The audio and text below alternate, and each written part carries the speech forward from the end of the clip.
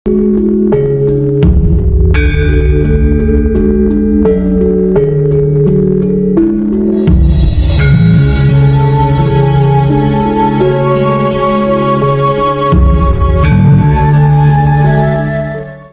ini menurut data kependudukan dunia, jumlah wanita itu berbanding berapa gitu ya, 7 berbanding 3 atau apa gitu ya, 7 wanita 3 laki-laki gitu ya.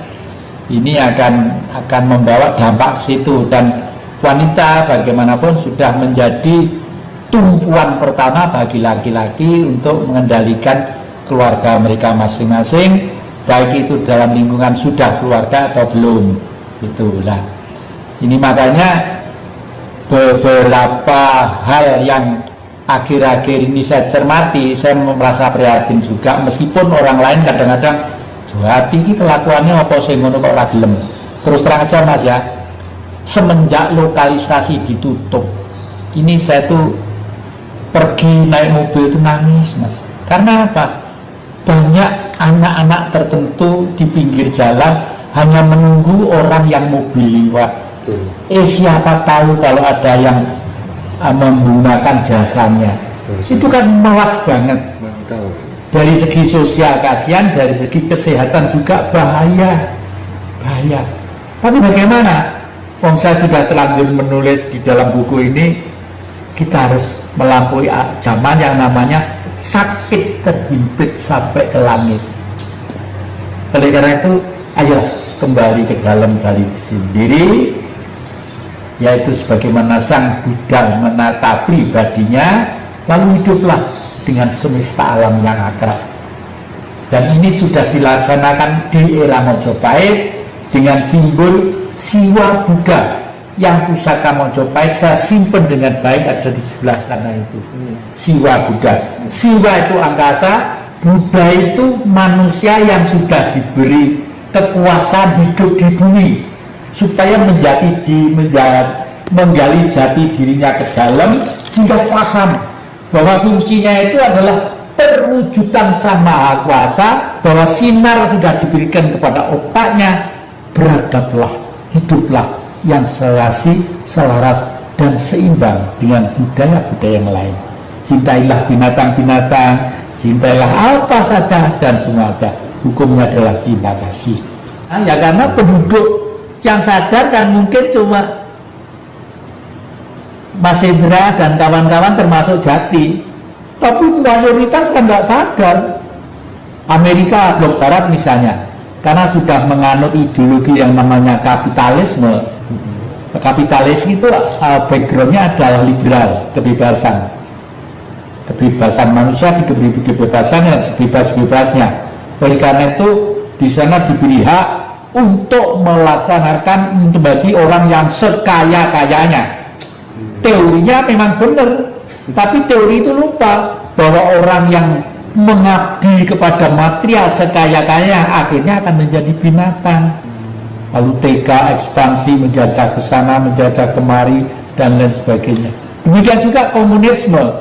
Komunisme itu semula dari kata komune, artinya himpunan. Di Cina penduduknya yang sudah 1,3 miliar, itu logis saja kalau dihimpun dengan kekerasan dan ketegasan. Kalau enggak ya waduh, nggak bisa membayangkan saya. Tapi karena butuh persaingan, lama-lama membentuk militer. Kapitalis membentuk militer, sana membentuk militer. Mesti membuat rudal, membuat senjata, membuat meriam dan sebagainya, dua-duanya. Targetnya apa? Menyelesaikan masalah hanya satu, dengan apa? Dengan perang. Perang itulah kekerasan. Kekerasan itu adalah kehancuran. Kehancuran inilah sebenarnya jalannya setan itu sendiri. Karena setan itu adalah manusia yang nafsunya tak terkendali. Nah, buku satu kontainer, buku kitab suci satu kontainer, dan buku ilmu politik satu kontainer, saya ringkes hanya jadi 1 lembar. Yang salut terhadap buku saya 1 lembar itu duta besar Rusia yang datang sendiri ke sini. Ya ini teori yang saya cari, bilang begitu. Wanita waktu itu duta besarnya datang ke rumah ini ya. Saya merasa ya syukurlah Bu, kalau memang begitu, memang tugas kita adalah melanjutkan cita-cita Bung Karno. Tidak ada Rusia, tidak ada Cina, tidak ada Indonesia, tidak ada Amerika Negro dan sebagainya. Yang adalah umat manusia yang harus hidup bersama, keseimbangan, keserasian, dan saling bantu membantu. Pak Hasyim Muzadi almarhum tahu ya? Iya, Bu tahu. Bahkan yang nyetak almarhum Pak Hasyim Muzadi tentang jagat merenovasi diri itu. Yang pertanyaan terakhir, KTP saya Muslim Islam kan, terus kemudian saya menghormati tokoh-tokoh Islam yang berpikir bahwa ya dia tidak eksklusif ya, mau merangkul agama apa saja.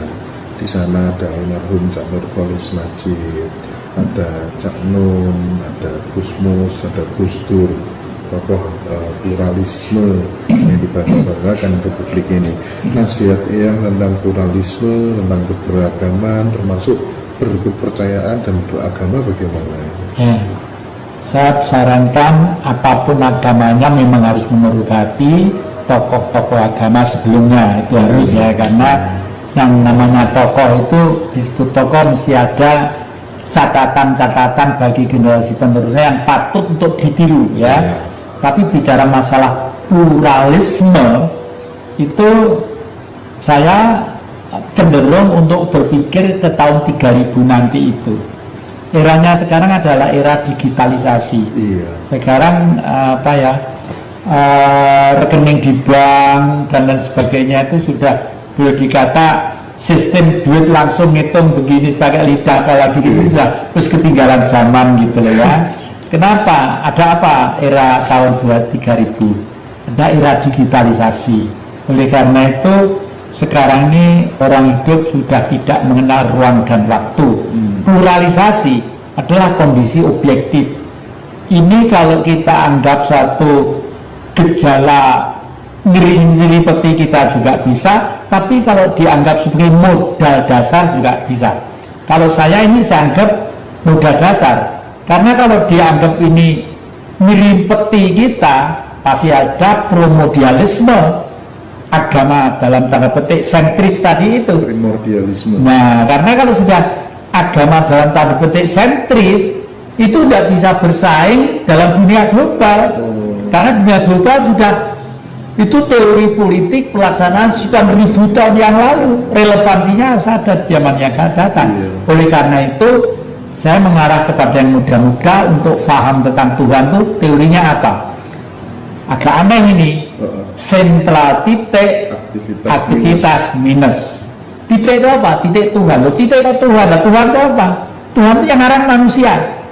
Pada waktu manusia sadar bahwa kita hidup, kita bisa sakit, kita bisa ini bisa susah, kita bisa senang, lalu kita bisa menderita, baru manusia membuat istilah yang namanya Tuhan.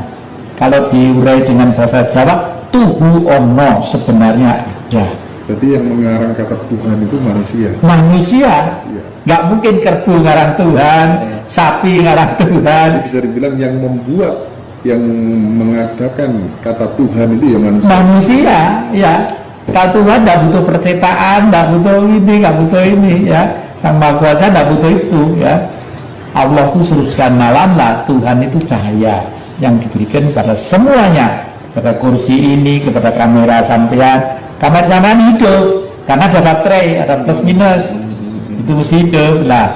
Terus angkasa, makanya minjam budaya orang Hindu, kita harus kembali ke, dan nanti akan kembali ke sana, nanti itu manusia itu akan hidup kembali menjadi zaman kuno lagi, zaman kuno lagi. Makanya sekarang siap-siap ya, Bopo Angkoso ibu bumi ini akan kembali ke zaman kuno lagi, ke zaman kuno lagi nanti itu, karena zaman modern justru malah mengarah kepada pikiran-pikiran manusia baik tua atau yang muda untuk asik saja di depan apa yang dia miliki. Tapi setelah digitalisasi ya itu. Iya. Ya sekarang sudah berjalan pelan-pelan begini. Berarti nanti akan mengarah kembali ke zaman dulu. Ke zaman dulu. Berarti benar dong ada tesis yang mengatakan bahwa kelak bank semuanya akan tutup. Nah itu kan saya pernah dengar tuh, Cak Non mengatakan begitu. Kelak semua bank akan tutup. Kan berarti harus siap-siap ya, ya? Iya, Ya. harus siap-siap itu ya. Ya, jadi ya berbahagialah, mbok bakul pecel, mbok bakul lodeh, mbok bakul itu. Dengan itu minimal itu ada sirkulasi duit receh ya untuk kehidupan sehari-hari. Nah, duit receh itu karena sistem kapitalis tadi itu menghimpun duit ini sehingga kita menjadi seperti sekarang ini. Sekarang ini di Indonesia kalau dari sisi kacamata politik, negara yang liberal kapitalistis, diberi kebebasan kita sebebas-bebasnya, silakan mau bicara apa, mau ngomong apa, mau ngomong apa, mau ngomong silakan, karena sudah zamannya. Tapi kebebasan ini di dalam kapitalistis, yang bisa ngomong kuat, pengaruh yang punya duit, yang enggak ya brosor di rumah bisa menengok kembali ke belakang, menggali ke dalam supaya sadar. Pembersihan sedang terjadi ya, dalam buku itu ya. Oke lah, yang terima kasih banyak atas waktunya. Mudah-mudahan panjenengan hari ini sehat selalu ya, seger waras selamat, terus menjadi bapak yang bagi kita semuanya untuk menginspirasi.